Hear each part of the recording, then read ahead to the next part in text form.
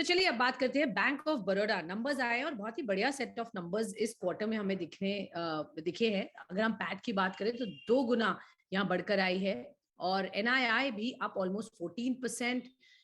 अगर हम बात करते हैं एनआईएम्स की तो 3.1% पर आया है। प्रोविजनिंग 2080 करोड़ पर है और loan book is up almost 3.4% on year on year basis. चलते हैं, मेरे साथ इस वक्त बैंक के top management Sanjiv Chadha, MD and CEO of Bank of Baroda जुड़ रहे हैं। सर बहुत बहुत स्वागत है और धन्यवाद, आपने हमें समय दिया। सबसे पहले सर नंबर्स को थोड़ा समराइज करिए। एक तो टैट आपकी काफी जबरदस्त बढ़ी है, almost 2x this quarter, but NII grow हुआ है ओनली 14% सर।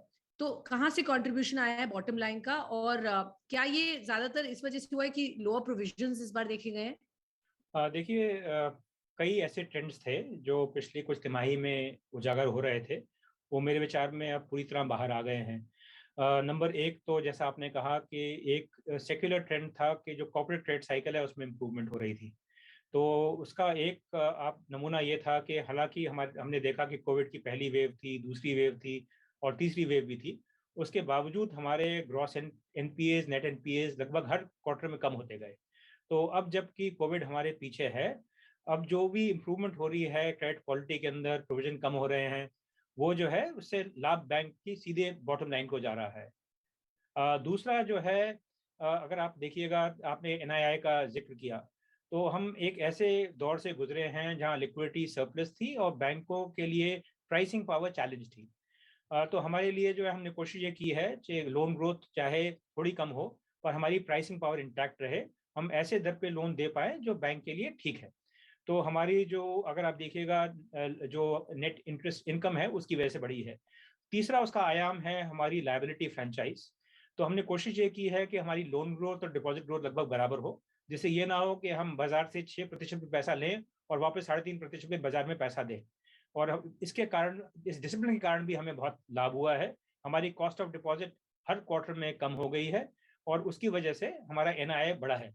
और 14% एनआईआई की जो ग्रोथ है काफ़ी अच्छी है, ये देखते हुए कि नॉर्मली एनआईआई ग्रोथ उसके दो आयाम होते हैं। एक तो आपकी लोन ग्रोथ, दूसरा आपके मार्जिन। तो हमारी लोन ग्रोथ थोड़ी कम रही है पर मार्जिन में काफ़ी बेहतरी हुई है। हमारे नेट इंटरेस्ट मार्जिन लगभग 2.70% थे एक साल पहले, वो अब बढ़कर 3.13% हो गए हैं। लगभग जी 40 बेसिस पॉइंट की वृद्धि है एक साल के अंदर। तो उसका बहुत लाभ हमें मिला है। ओके सर, ओवरऑल आपने अच्छे से नंबर समराइज तो किए, बट ओवरऑल प्रोविजंस हम देखें वो कम हुए हैं इस बार। और आपने प्रोविजन किया है for standard advances 1400 odd crore rupees. Sir कौन से सेक्टर के लिए ये अकाउंट करता है सर? तो देखिए, ऐसा है कि जब भी क्रेडिट साइकिल इम्प्रूव होती है तो स्लिपेजेस कम होती हैं, इंटरेस्ट और जो आपकी क्रेडिट कॉस्ट है वो भी कम होती है। तो हमने इस साल के शुरू में भी कहा था कि हम ये आशा करते हैं कि हमारा जो स्लिपेज रेशियो है वो लगभग 2% हो, हमारी क्रेडिट कॉस्ट 1.5 से 2 के बीच में होगी और थोड़ी 1.5 की तरफ ही बढ़ेगी। तो दोनों चीज़ें मेरे विचार में अब सामने आ रही हैं।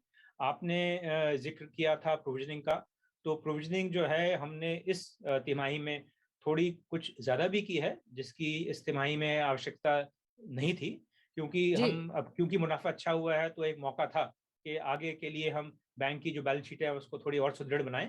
तो परंतु आगे हम जैसे चलते जाएंगे, क्योंकि हमारी कॉर्पोरेट बुक जो है वो लगभग 50% है, तो कॉर्पोरेट ट्रेड साइकिल में जो इम्प्रूवमेंट है उसका हमें बहुत लाभ मिलेगा और आगे चलते हुए भी क्रेडिट कॉस्ट कम होनी चाहिए और स्लिपेजेस भी कम होनी चाहिए।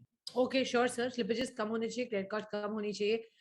रीस्ट्रक्चरिंग कितनी हुई थी सर इस क्वार्टर में? आगे किस तरीके की वॉच लिस्ट आप देख रहे हैं फॉर द बैंक?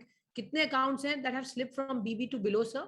तो जहाँ तक हम जब बात करते हैं क्रेडिट क्वालिटी के, तो उसकी कई आयाम होते हैं। एक तो हम एनपीएस की बात करते हैं, स्ट्रेस एसेट की बात करते हैं, एसएमएस की बात करते हैं।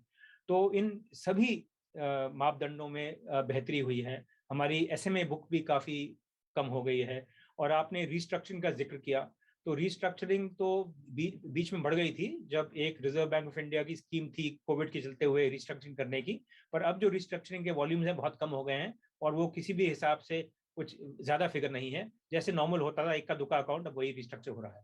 क्विकली सर, रिटेल लोन्स की बात करें, अच्छा खासा वहां ग्रोथ दिखी है after many quarters sir, but overall advances is up just 3.4%। क्या लैक ऑफ डिमांड कहाँ पर सर दिख रही है? इज इट एमएसएमई और दूसरे सेगमेंट्स भी हैं यहाँ पर? बिल्कुल सही फरमा रही हैं। ये ज़रूर है कि पिछले कुछ वर्षों में लोन ग्रोथ थोड़ी कम हुई थी, कुछ कोविड के कारण से, खासकर पहली तिमाही में कोविड के चलते काफ़ी डिसलोकेशन हुई थी। परंतु पिछली तिमाही में भी हमारे loan growth quarter on quarter 5% थी। इस क्वार्टर में भी हमारी loan growth quarter on quarter लगभग 5% है। डोमेस्टिक 5% है, इंटरनेशनल 6%। तो यदि आप quarter on quarter 5% loan growth देखते हैं, तो इसका मतलब ये है कि पिछले वर्ष के बनिस्पत अब लोन ग्रोथ काफ़ी एक्सेलरेट हो गई है।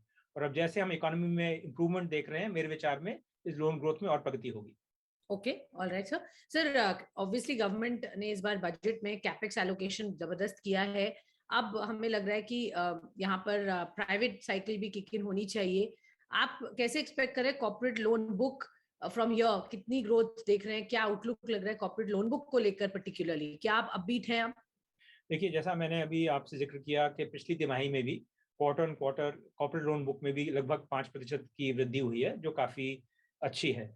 और आगे जैसा आपने फरमाया कि गवर्नमेंट ने बजट के अंदर काफ़ी इंफ्रास्ट्रक्चर में स्पेंडिंग की घोषणा की है, उसका लाभ निश्चित रूप से बैंकों को मिलेगा। पिछले वर्ष में भी ऐसे क्षेत्र जिसमें गवर्नमेंट इंटरवेंशन थी, जैसे कि एनएचएआई ने काफ़ी इन्वेस्टमेंट्स की थी, उसकी वजह से हैम प्रोजेक्ट बढ़े, उससे काफ़ी हमारे रोड प्रोजेक्ट्स हमारे पास लोन्स के लिए आए। इसी प्रकार से रिन्यूएबल एनर्जी में भी, सोलर प्रोजेक्ट्स में भी काफ़ी लोन ग्रोथ हमारी उस कारण से हुई। तो अब इस गवर्नमेंट की इंटरवेंशन के चलते एक तो जो है सीधा लाभ मिलेगा हमें, दूसरा सेकंड ऑर्डर के हिसाब से सीमेंट स्टील डिमांड में भी ग्रोथ है। हम अभी भी देख रहे हैं कि ब्राउनफील्ड एक्सपेंशन प्रोजेक्ट्स होने शुरू हो गए हैं। तो मेरे विचार में हम काफ़ी आशावान हो सकते हैं कि आने वाली तिमाही में, आने वाले वर्ष में कॉर्पोरेट लोन ग्रोथ जो है पिछले वर्ष से बेहतर होगी। Okay, all right. एंड आखिरी सवाल सर, आरबीआई पॉलिसी आने वाली है। इस बार आपको लगता है कि आरबीआई रेट बढ़ाएगी या बढ़ाना देखिए चाहेगी? बहुत मुश्किल है कहना कि भविष्य की घड़ी में क्या है, परंतु मेरे विचार में अभी जो है हम ऐसी स्थिति में हैं जहां एक तरफ तो सेक्युलर इंक्रीज इंटरेस्ट रेट्स में होगी, क्योंकि कभी ना कभी नॉर्मलाइजेशन होगी। परंतु जहां तक सेंट्रल बैंक का सवाल है, वो ये भी मद्देनजर रखेगा कि हमारी जो रिकवरी है वो अभी हो रही है। जैसा आपने कहा कि कॉर्पोरेट जो हमारी प्राइवेट इन्वेस्टमेंट साइकिल है वो अभी भी एक जो है डेवलपिंग स्टेज में है। तो मेरे विचार में अभी अकोमोडेटिव स्टांस जो है जारी रहेगा, और अभी इमीडिएटली मेरे विचार में हम इंटरेस्ट रेट वृद्धि नहीं देखेंगे। ओके, इमीडिएटली शायद वृद्धि ना देखें। बहुत बहुत धन्यवाद सर हमसे जुड़ने के लिए और हमें अपने नंबर्स पर एक डिटेल्ड आउटलुक बताने के लिए। किस तरीके का प्रदर्शन रहा और आगे क्या लग रहा है आउटलुक? धन्यवाद सर।